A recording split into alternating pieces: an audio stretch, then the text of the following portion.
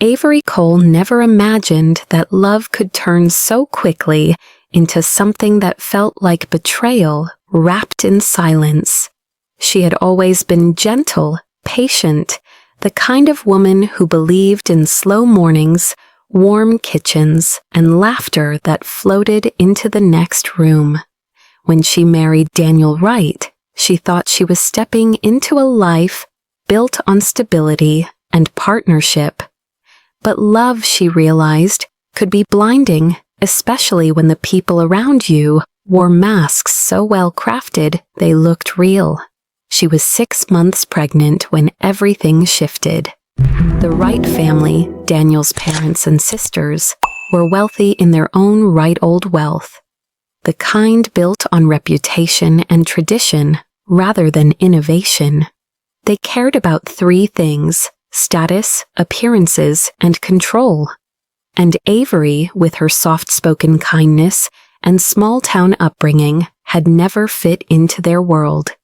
They tolerated her because Daniel insisted he loved her. But their tolerance evaporated the moment Avery's pregnancy became inconvenient. It began with whispers.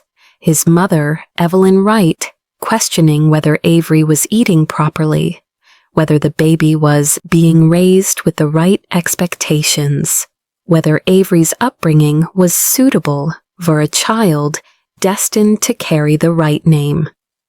His sister, Harper, made snide comments about maternity clothes and how a woman in her position should look more presentable. Daniel dismissed the comments, brushing them off as stress or concern.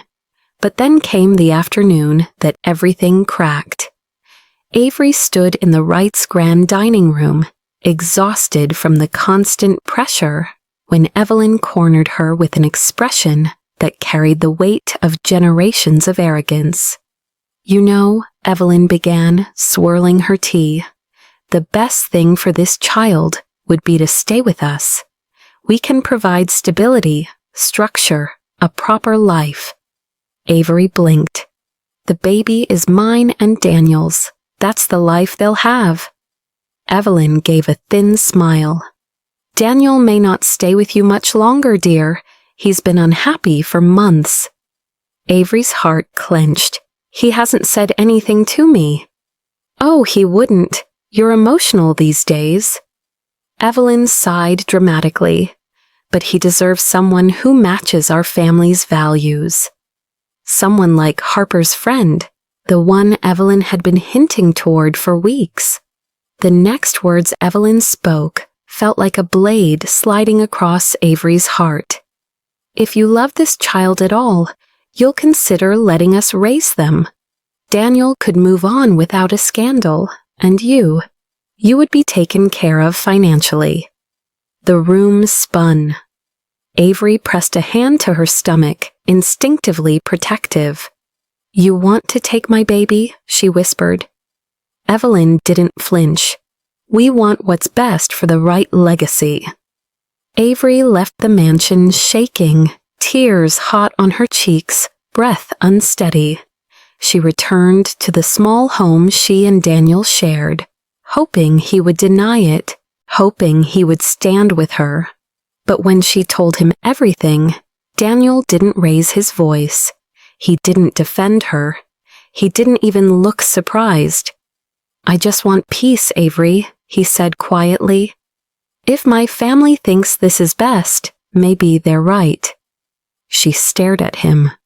"You would take my child away?" "It's not like that." "It is exactly like that."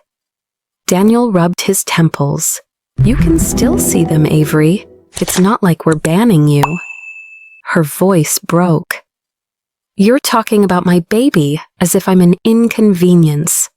Daniel didn't argue. And in his silence, Avery found the truth. He had already chosen his family's comfort over her. The man she thought would protect her had abandoned her without even raising his voice. That night, Avery packed her bags with trembling hands, left her wedding ring on the counter, and walked out into the cold darkness with nothing but her unborn child and the strength she didn't know she had. She drove to the only place she could think of, the enormous glass and stone skyscraper bearing the name Cole International at the top. Her family, her real family, had always been there, even when she chose to marry into the Wrights' influence and distance herself from her own wealth. The Coles were one of the youngest billionaire dynasties in the country, built from innovation rather than tradition, and they had given Avery the freedom to choose her own path. They respected her desire for a normal life. They never pushed her to flaunt the family name. Now she needed them more than ever. She stepped into the lobby, her breath shaky, her heart bruised. The receptionist's eyes widened immediately. "Ms. Cole, your father's in a meeting, but I'll call him right now." Avery whispered, "Thank you," and sank into a leather chair, holding her stomach as tears silently slipped down her cheeks. Her father, Richard Cole, arrived within minutes, his expression shifting from confusion to alarm. "Avery?" He knelt beside her. "What happened? Are you hurt?" Her voice came out in pieces. "They want to take the baby." The temperature in the room changed. Her father stood slowly, jaw tightening, shoulders straightening, with a familiar, devastating calm. "Who?" he asked. "The Wrights," she choked. "Daniel, he agreed." Her father inhaled once, deeply. Then he placed both hands on her shoulders. "They will never touch your child, not while I'm alive." She sobbed, the kind of release that comes only when safety finally finds you. "We're going home," her father said, guiding her gently. "You and your child are protected now." That night, Avery slept in her childhood home, quiet, safe, wrapped in the warmth of people who loved her. Her mother stroked her hair, her brothers stood guard, and her father made calls that would reshape the Wrights' entire existence by morning. By dawn, lawyers had filed emergency orders. Private investigators had dug into every Wright asset and shadowy deal, and Cole International had quietly acquired 2 companies the Wrights depended on. The billionaire world moved quickly when the Coles were involved. The Wrights woke to a nightmare. Their stocks frozen, their accounts flagged, their influence halted, their legal threats useless. And then the Coles requested a private meeting. The Wrights arrived shaken, unsure, the arrogance drained from their eyes. Avery walked in last, her hand resting on her belly, her presence calm and powerful in a way she hadn't felt for months. Her father stood beside her like a wall. Evelyn Wright opened her mouth, but Richard Cole silenced her with a single sentence. "You will kneel before my daughter and apologize." Silence crashed across the room. Evelyn sputtered. "We would never, you already have," Richard replied, nodding to the screen showing their frozen assets.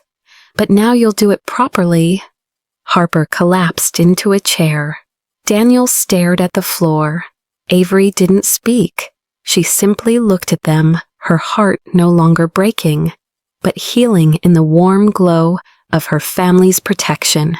The Wrights realized they had lost, and then Evelyn, trembling, lowered herself. One knee, then the other. "Please," she whispered. "We're sorry. We didn't know who you were." Avery exhaled slowly. "You didn't need to know who I was," she said softly. "You just needed to treat me like a human being." The room felt still after Avery's words, still in the way a storm leaves the world quiet, humbled, and rearranged. Daniel finally lifted his eyes, but the man she once loved was buried beneath regret and weakness. He stepped toward her, hands shaking. "Avery, I'm sorry. I didn't know it would go this far." She looked at him calmly. You didn't stop them. That was enough. I was scared, he whispered. My family should never have mattered more than your wife and child. Daniel's face crumpled. I don't expect you to forgive me. I want to see the baby when she comes. Avery hesitated, not out of fear, but thoughtfulness. Then she nodded once. You can see her, she said, but only as long as you respect distance and my terms. Daniel nodded, tears in his eyes. I will. Her father stepped beside her, arms folded. I'll have our lawyers draft the arrangement. Daniel didn't argue. He simply nodded again, defeated. Evelyn's voice cracked from the floor. We truly are sorry. Avery's hand rested gently on her stomach. I'm not doing this for revenge, she said softly. I'm doing it so my daughter grows up safe.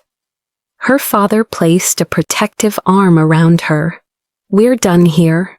The Cole family left the meeting room as a unified wall of strength. The Wrights remained kneeling not because they were forced to stay, but because the weight of their actions held them there.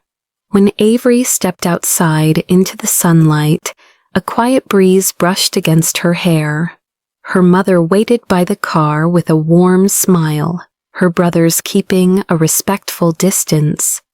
For the first time in months, Avery felt the world settle into something steady again.